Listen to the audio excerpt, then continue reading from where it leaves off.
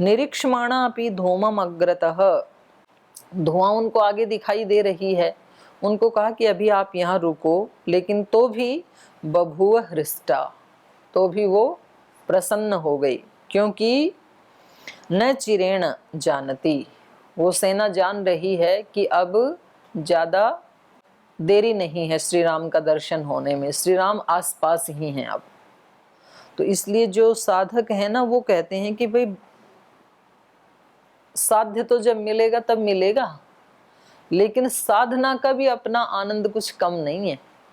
जो सुबह 3 बजे उठ जाते हैं, ध्यान आदि करते हैं, उपासना करते हैं, तो उनसे पूछें कि भी कैसा लग रहा है, तो उन सब की एक अनुभूति होती है कि जी ये साधना करने में भी अपना एक अलग आनंद है, फकीरी का भी अपना एक अलग आनंद है। जो सुख पायो राम भजन में, वो सुख ना ही अमीरी में, अमीरी में नहीं है वो सुख। फकीरी का अपना एक आनंद है, ध्यान उपासना का अपना एक आनंद है, जल्दी उठने का अपना एक आनंद है। कुछ लोग कहेंगे भाई आप लोग सोते कब हो, 3 बजे उठ जाते हो? तो हम तो सोते 3 बजे, आप उस समय उठते हो, हम सोते हैं। तो आप उनको कहोगे कि भाई 3 बजे उठने का क्या आनंद है, वो तो आपको तभी महसूस होगा जब आप कभी उठ के देखोगे। सारी प्रकृति एकदम शांत, क्योंकि जो देर तक जगने वाले थे वो भी सो जाते हैं उस समय, और जो थोड़े बहुत साधक नहीं हैं, विक्षिप्त प्रकृति वाले हैं, वो भी अभी सोए हुए हैं, वो 4 साढ़े 4 उठेंगे। इस समय तो कोई बिरला ही उठता है। तो इस समय एकदम प्योरिटी आनंद उस समय बरसता है। तो उस समय का आनंद क्या है, वो फिर वो ही व्यक्ति जान पाएगा जो उठ जाएगा 3 बजे, बशर्ते कि उसकी नींद पूरी हो गई हो। नींद अधूरी है तो भी लटके मारेगा, फिर वो कहाँ रस है, इससे अच्छा तो सो ही लो, कुछ नहीं मिल रहा है। तो 3 बजे उठने के लिए उस व्यक्ति को फिर 7-8 बजे सो जाना चाहिए, और 7-8 बजे गहरी नींद आनी चाहिए, तो फिर 3 बजे उठ करके देखो। तो ये हृष्टा बभुव, प्रसन्न हो गए सभी सैनिक। न चिरेण जानती, ये जान करके कि अब देरी नहीं है। प्रियस्य रामस्य समागमम, प्रिय राम से मिलने में, उनसे समागम करने में अब देरी नहीं है। तदा हृष्टा बभुव, तो वह बड़े प्रसन्न हो गई। तो अब ये तो इधर वाला था। अब उधर, क्योंकि सेना भाग रही है जंगल में, सब प्राणी इधर उधर भाग रहे हैं, तो उनको भी तो प्रतीति हो रही है ना, राम लक्ष्मण को भी, कि भाई ये तो इतना प्रशांत प्रदेश था, यहाँ तो कुछ भी ऐसा था, धूल उड़ती नहीं थी कभी, आज ये धूल आसमान को छू रही है। हाथी आदि और हिरण आदि सब प्राणी इधर उधर इतनी तेजी से दौड़ रहे हैं, और फिर इतने प्राणियों की जो एक कोलाहल है, हाथी घोड़े मनुष्य, तो उन्होंने कोई मौन व्रत तो ले नहीं रखा था, तो आवाजें भी करते हैं, तो उनको भी तो पता है ना कि कुछ तो कुछ है आज जंगल में, कोई ये स्थिति नॉर्मल तो है नहीं, कुछ तो एबनॉर्मल है। तो अब वो क्या सोच रहे हैं, ये हम अगले सर्ग में पढ़ेंगे।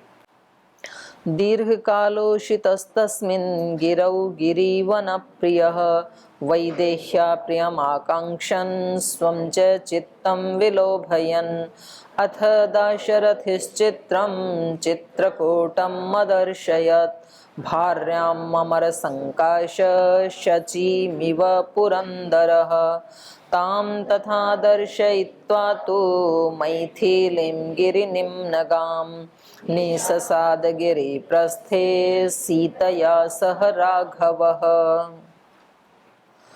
दीर्घकाल उषित तस्मिन् गिरौ, दीर्घ काल तक इस पर्वत के ऊपर रहने के बाद उसमें रह रहे हैं। गिरि वन प्रियः वैदेह्या, और पर्वत और वन प्रिय हैं जिसको, ऐसी वैदेही। तो सीता माता को उसकी प्रकृति से भी उसको ऐसी ऐसी चीजें पसंद थी, तो इसीलिए भी वो शहर के शोर शराबे में रहना या अपने पिता की राजधानी में रहना उसने उचित नहीं समझा, इसलिए भी श्री राम के साथ चली गई। तो वैदेह्या प्रियम आकांक्षन, वैदेही की प्रियता की कामना करते हुए श्री राम को लगता है ये राजकुमारी थी और अब एकदम लाके मैंने इसको यहाँ जंगल में टिका दिया पहाड़ पे, तो कभी इसके मन को परेशानी ना हो रही हो। बोलती तो नहीं है, सीता जी बड़ी समझदार हैं, तो वो कोई उल्हाना नहीं देती हैं जैसे कि सामान्य महिलाएं दे देती हैं कि आप तो कभी घुमाने भी नहीं ले जाते हो, तो ऐसा वो कुछ कहती तो नहीं है। लेकिन श्री राम उसको फील कर रहे हैं कि इसको थोड़ा तो कुटिया से बाहर कहीं घुमाना चाहिए। तो ऐसे वैदेह्या प्रियम आकांक्षन स्वं च चित्तम विलोभयन, और उनका अपना चित्त भी, क्योंकि बार बार एक ही एक विचार चल रहा है, तो ये उनकी भी प्रियता चाहते हैं और अपने चित्त को भी थोड़ा पेड़ पौधों के साथ बात करेंगे, वन में बात करेंगे, वृक्षों के साथ, वन के साथ। जब नहीं तो व्यक्ति अकेला ही अकेला होता है ना, तो फिर उसको जो कुछ मिला है ना वो सब छोटा ही पड़ता चला जाता है, उसको कुछ और चाहिए। और ये भाव बड़ा खतरनाक है, क्योंकि और चाहिए तो वो कितना चाहिए, ये बड़ा कठिन है ये। तो इसलिए थोड़ा सा भी मिला हो तो भी आदमी बहुत प्रसन्न हो सकता है। और इसके साक्षात उदाहरण छोटे बच्चे हैं। छोटे बच्चों के पास क्या है, ना कोई डिग्री है, ना विद्या है, ना धन है, ना शारीरिक बल है, ना मानसिक बल है, फिर भी कितने खुश हैं। वे बच्चों से तो ज्यादा ही है ना बड़ों के पास, फिर भी खुश नहीं है। तो जब व्यक्ति अपने आसपास की चीजों को देखता है, उनके साथ बातचीत करता है, तो फिर उसकी अपनी जो चिंताएं हैं, तनाव हैं, उनसे फिर थोड़ी देर के लिए ध्यान हट जाता है। तो यद्यपि श्री राम हैं, लेकिन तो भी पिता को ऐसे रोते हुए छोड़ के आए हैं, माता जी को भी ऐसे रोते हुए छोड़ के आए हैं, सारी अयोध्या नगरी भी हाहाकार कर रही थी। तो विचार तो आता ही होगा कि वो सब लोग अभी कैसे होंगे, कुशल से तो होंगे ना, भगवान उनको ठीक रखें, वो ज़्यादा चिंता ना करें, तो ऐसा भाव तो आएगा। तो उन्होंने सोचा कि थोड़ा चलो जंगल में घूमते हैं ताकि चित्त दूसरी जगह लग जाए। तो स्वं च चित्तम विलोभयन, अपने चित्त को भी दूसरी तरफ लगाते हुए। अथ दाशरथी ही चित्रम चित्रकूटम अदर्शयत, तो जहाँ विचित्र प्रकार के फूल, फल और वृक्ष, लताएं, सुंदर सुंदर उस चित्रकूट पर्वत पे जो सौंदर्य, ईश्वरी का भागवत सौंदर्य बिखरा हुआ था, उसको वो दिखा रहे थे उस दिन। भार्याम अमर संकाशः, अपनी पत्नी सीता माता को ऐसे ही वहां पर चित्रकूट के सुंदर सुंदर रमणीय दृश्य दिखा रहे थे, जैसे सचिमिव पुरंदरः, पुरंदर इंद्र, जैसे इंद्र अपनी पत्नी शची को स्वर्ग दिखा रहे हों, क्योंकि वो स्वर्ग में ही रहते हैं। तो ये चित्रकूट पर्वत भी स्वर्ग के समान ही रमणीय है, और माता सीता साक्षात सची के सदृश हैं, और श्री राम इंद्र के समान हैं, जो देवों के भी देव हैं। ताम तथा दर्शयित्वा तु मैथिलीं गिरि निम्नगाम निशसाद गिरि प्रस्थे सीतया सह राघवः। तो इस प्रकार से तथा ताम दर्शयित्वा, ऐसे उसको सीता माता को वो सब दिखा करके दृश्य वहाँ का, और मैथिलीम ताम तथा दर्शयित्वा, उस माता सीता को जैसा वहाँ का रमणीय दृश्य था वो सब दिखा करके गिरि निम्नगाम निससाद, गिरि प्रस्थे, तो पहाड़ का जो निचला हिस्सा है वहाँ पर गिरि प्रस्थे निससाद है, फिर बैठ गई घूम घाम के, थोड़ी थकान भी हुई होगी तो घूमने के बाद बैठ गई। सीतया सह राघव, राघव सीता माता के साथ उनको ये सब दिखा करके वहाँ पर बैठ गए, और लक्ष्मण जी तो साथ रहते ही हैं उनके, तो वो उनकी सुरक्षा में खड़े हैं। तथा तत्र सतस्तस्य भरतस्योपव्यायिना सैन्यरेणोश्च शब्दश्च प्रादुरास्तां नभस्पृशौ, एतस्मिन्नन्तरे त्रस्तः शब्देन महता ततः अर्दिता योथपामत्ता स योथा दुद्रुवुर्दृशः, तांश्च विद्रवतो दृष्ट्वा तं च श्रुत्वा च निस्वनम्, उवाच राम सौमित्रीं लक्ष्मणं दीप्ततेजसं, हन्त लक्ष्मण पश्येह सुमित्रा सुप्रजास्त्वया, भीमस्तन्निगतं गम्भीर तुमुल श्रूयते स्मनः, स लक्ष्मण सन्त्वरित सालम् आरुह्य पुष्पितं, प्रेक्षमाणो दिशः सर्वाः पूर्वां दिशम् उदैक्षत, उदङ्गमुख प्रेक्षमाणो ददर्श महतीं च मूं, रथाश्वगज संबाधां यत्तैर्युक्तां पदातिभिः, तामश्वगज सम्पूर्णां रथध्वज विभूषितां, ससंच सेनां रामाय वचनं चेदमब्रवीत्। तथा तत्र आसतः तस्य भरतस्य उपयायिनः सैन्यरेणुश्च शब्दश्च प्रादुः आस्तां नभस्पृशौ, तो कह रहे हैं तथा तत्र आसतः, तो इस प्रकार से जब वहाँ पर सीता माता के साथ श्री राम बैठे हैं, तो तस्य भरतस्य उपयायिनः सैन्य रेणुश्च शब्दश्च, तो श्री भरत जी के साथ आई हुई जो सेना है और उस सेना के चलने से जो धूल उठी है, रेणु मिट्टी के धूल के कण, तो वो धूल के कण और शब्दश्च, और आवाज भी आ रही है, हाथी घोड़े सब हैं, मनुष्य भी हैं, पैदल भी हैं, तो वो जो शब्द है और वो जो धूल है, आस्ताम प्राधु नभस्पृशौ, तो उनको बैठे हुए ही वो धूल भी दिखाई दी जो नभस्पृशौ, आकाश को स्पर्श कर रही थी, बहुत ऊंचे शब्द, बहुत ऊंची धूल, तो दोनों ही नभ को स्पर्श करने वाले शब्द और धूल उनको बैठे हुए वहां दिखाई दिए। एतस्मिन्नन्तरे त्रस्तः शब्देन महता ततः अर्दिता योथपामत्ता स योथा दुद्रुवुर्दिशः, तो कह रहे हैं इसी बीच एतस्मिन् अनंतरे त्रस्तः शब्देन महता ततः, तो वो जो महत शब्द था उससे, उस शब्द से त्रस्ताः, त्रस्त और बहुत भयभीत से हुए, अर्दिता यूथपा मत्ताः, उससे व्याकुल होकर के, और जो मत वाले हाथी हैं, झुंड वाले जो हाथी हैं, गजेंद्र हैं, उन्मत्त गजेंद्र, सयूथा दुद्रुवुहु, वो अपने पूरे समूह के साथ दिशह दुद्रुवुहु, इधर उधर दिशाओं में भागने लगे। उधर तो शब्द सुनाई दे रहा है और धूली दिखाई दे रही है, और इधर हाथी अपने पूरे झुंडों के साथ और मतवाले होकर के इधर उधर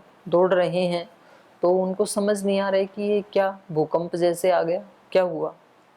तांश्च विद्रवत दृष्ट्वा तं च श्रुत्वा च निस्वनम्, उवाच रामः सौमित्रीं लक्ष्मणं दीप्त तेजसम्, तो ये सब दृश्य देख करके श्री राम ने दीप्त तेजसम सौमित्रीं लक्ष्मणम उवाचः, ये सब देख करके श्री राम ने अत्यंत प्रदीप्त तेज है जिनका, ऐसे सुमित्रा नंदन लक्ष्मण जी से कहा। तांश्च विद्रवत दृष्ट्वा, उनको इधर उधर दौड़ते हुए देख करके, और श्रुत्वा च निस्वनम, और उस शब्द को सुन करके, उस ध्वनि को सुन के, हाथियों को इधर उधर दौड़ता हुआ देख करके श्री राम जी ने लक्ष्मण जी से कहा, सुमित्रा नंदन लक्ष्मण से कहा, हंत लक्ष्मण पश्येह सुमित्रा सुप्रजास्त्वया भीमस्तनित गंभीर स्तुमुल श्रूयते स्वनः। हंत लक्ष्मण, ये संबोधन है। अरे लक्ष्मण, पश्य है, जरा देखो तो, सुमित्रा सुप्रजास्त्वया, आप सुमित्रा माता के बहुत अच्छे पुत्र हैं, सुप्रजा हैं उनकी। तो श्री लक्ष्मण जी हमेशा एक बल पराक्रम की अवस्था में रहते हैं, तो उसका एक कारण ये भी है कि श्री राम उनको हमेशा ऊंचे ऊंचे संबोधनों से संबोधित करते रहते हैं, तो उसका भी प्रभाव पड़ता है। संबोधन भी कैसे होने चाहिए, उच्च शक्ति वाले, उच्च एनर्जी वाले होने चाहिए, जिसको सुन करके व्यक्ति में उत्साह आए। तो जब इनको कहा लक्ष्मण जी को कि आप माता सुमित्रा की सुप्रजा हैं, इसलिए हे लक्ष्मण देखो ये क्या हो रहा है। भीमः तनित गंभीरः तुमुलः, ये क्या है, भीम काय है कुछ तो, तनितः फैला हुआ है, गंभीरः तुमुलः श्रूयते स्वनः, ये शब्द ऐसा भयानक और ऐसा, ये तुमुल ये कहाँ से आ रहा है, इसके बारे में जरा पता लगाओ कि ये इतना भीमकाय, ये धूली और इनका भागना इधर उधर, और ये शब्द जो है, ये ध्वनि जो आकाश को छू रही है, ये सब कहाँ से आ रहा है, तो जरा देखो भाई क्या हो रहा है। तो क्या लक्ष्मण जी को दिखा नहीं, क्या राम को कहना पड़ा?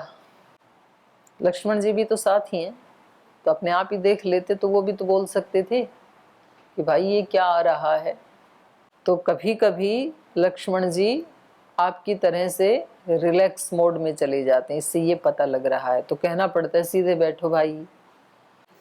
तो इनको भी कहना पड़ा कि लक्ष्मण थोड़ा देखो भाई ये क्या आ रहा है।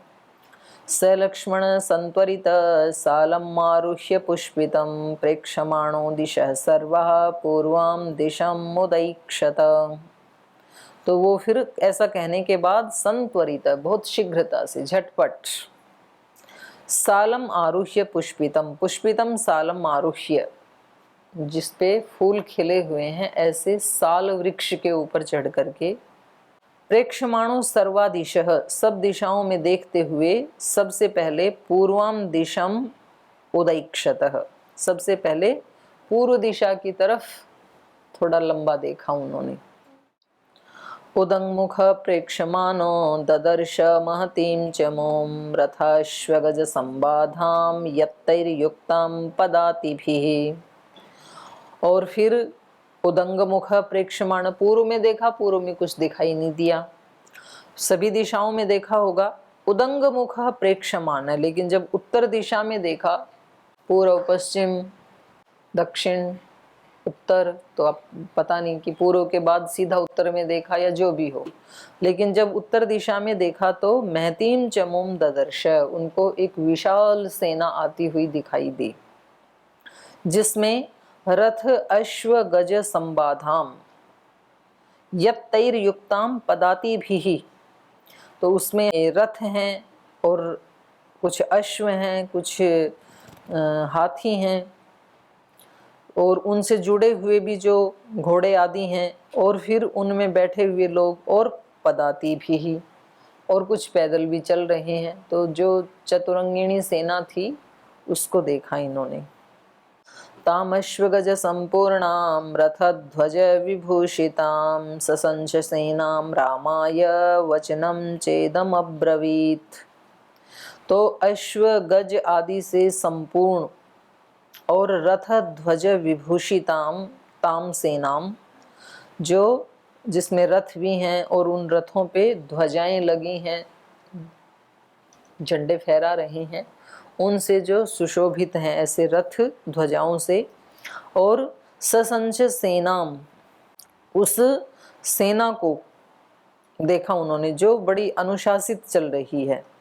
रामाय वचनम च इदम अब्रवीत, तो इसको देख करके उन्होंने कि जी ये तो सेना किसी की बहुत सुनियोजित ससंशय अनुशासन में चल रही है और इसमें हाथी घोड़े ये सब हैं। अग्निम संस्मयात्वार्य सीता च भजतां गुहां सज्जं कुरुष्व चापं च सरांश्च कवचं तथा तं रामः पुरुषव्याघ्रो लक्ष्मणं प्रत्युवाचः अंगावेक्षस्व सौमित्रे कस्य मां मन्यसे च मूम् एवं मुक्तस्तु रामेण लक्ष्मणो वाक्यमब्रवीत् दिधक्षन्निवतां सेनां रुषितः पावको यथा सम्पन्नं राज्यमिच्छस्तु व्यक्तं प्राप्याभिषेचनम् आवां हन्तुं समभ्येति कैकेय्या भरतः सुतः गृहीत धनुषौ चावां गिरिं वीरश्रयावहे अपि द्रक्ष्यामि भरतं यत्कृते व्यसनं महमत् भरतस्य वधे दोषं न हि पश्यामि राघवः पूर्वापकारिणं हत्वा न ह्यधर्मेण युज्यते पूर्वापकारी भरतस्त्यक्तधर्मश्च राघव एतस्मिन् निहते कृत्स्नाम् अनुषाधी वसुंधराम्। तो लक्ष्मण जी जरा तनिक तुनक मिजाज के हैं, तो ये सुनते ही पहले तो ध्यान नहीं गया, ध्यान गया तो सेना को देखा और सेना को देखते ही अग्निम संशयम तु आर्य सीता च भजताम गुहाम, पहला ही क्या बोला, हे आर्य अग्निम संस्मय, बुझा दो, शमन कर दो अग्नि का, क्योंकि इस अग्नि से ही पता लग रहा है, ये धूम उठ रहा है ना, तो इससे पता लग रहा है शत्रु को कि हम यहाँ हैं, इसलिए सबसे पहले अग्नि को बुझाओ। मतलब ये नहीं बताया कौन आ रहा है, किसकी सेना है, कि भैया जल्दी से अग्नि को बुझाओ और सीताम च गुहाम भजताम, और सीता माता को जल्दी से गुहा में छोड़ो। सज्जम कुरुष्व चापम च शरांश्च, और जल्दी से धनुष बाण तैयार करो, कवचम तथा, और कवच आदि पहनो। तो भले आदमी ये तो बता किसकी सेना है, क्यों आ रही है, कहाँ पहुंची है, कुछ नहीं। तो यद्यपि इनके भाव में कोई दोष नहीं है, भाव तो श्री राम के प्रति अच्छा ही है और अपने भरत जी आदि के प्रति भी भाव बुरा नहीं है, पर दोनों की तुलना में श्री राम के प्रति अनन्य प्रीति है। हमारे कई ब्रह्मचारियों को कई वर्ष वहाँ भेजें प्रवास के ऊपर संगठन में, और वहाँ मानो श्रद्धे स्वामी जी महाराज के बारे में किसी ने कुछ बोल दिया, तो ऐसे हुआ एक दो बार, एक दो लोगों ने वहीं पर ही उनके साथ सिंग उलझा करके और मार पिटाई कि आपने हमारे गुरु के बारे में ऐसा कैसे बोल दिया, और फिर उनके बाद केस मुकदमे चले, उन्होंने केस कर दिए।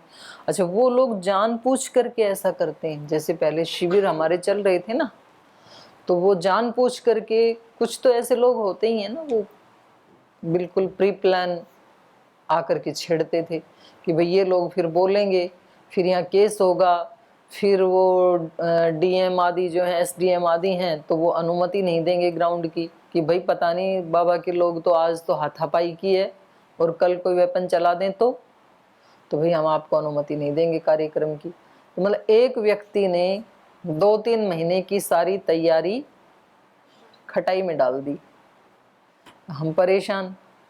तो भाई जो व्यक्ति कह रहा है तो पहले उसकी ये था तो ले लो कि वो कौन है, क्यों कह रहा है। मान लो कोई सड़क चलता हुआ व्यक्ति ऐसे ही बोल रहा है तो वो अपने भावों का अभिव्यक्त कर रहा, आप उसको इतना वेटेज क्यों दे रहे हो?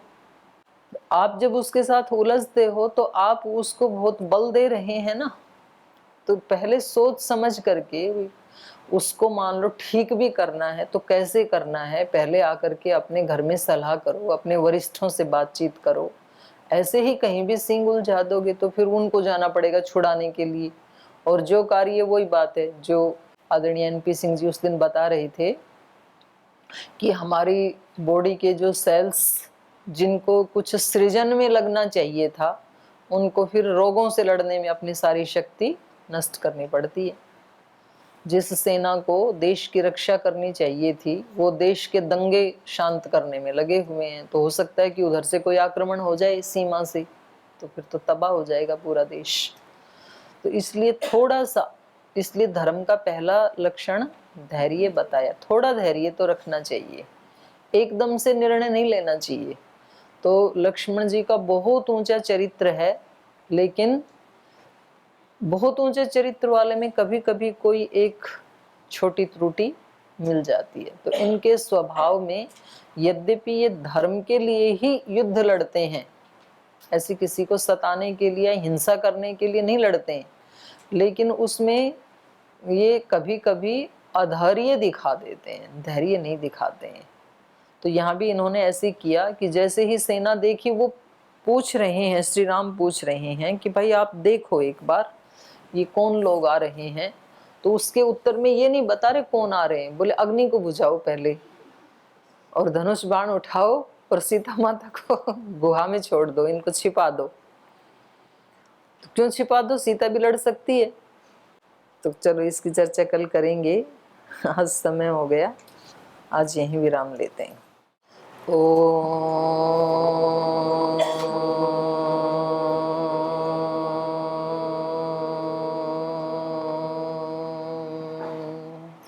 शांति शांति शांति। श्री गुरुभ्यो नमः।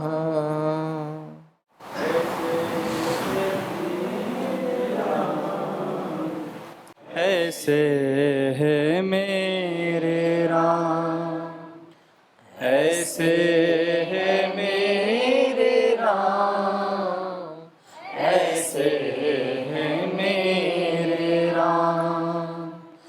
विनय भरा हृदय करे सदा जिन्हें प्रणाम।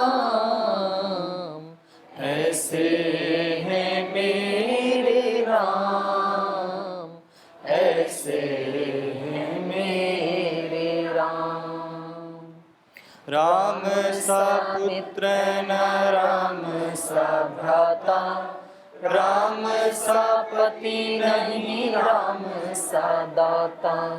राम सा पुत्र न राम सा भ्राता, राम सा पति नहीं राम सा त्राता। राम सा मित्र ना राम सा दाता, सबसे निभाए सबका नाता। राम सा मित्र ना राम सा दाता, सबसे निभाए सबका नाता। स्वभाव से उदार शांत, सब गुणों के धाम। ऐसे हैं मेरे राम, ऐसे हैं मेरे राम। विनय भरा हृदय करे सदा जिन्हें प्रणाम। ऐसे हैं मेरे राम, ऐसे हैं मेरे राम, ऐसे हैं मेरे राम, ऐसे हैं मेरे राम, ऐसे हैं मेरे राम, ऐसे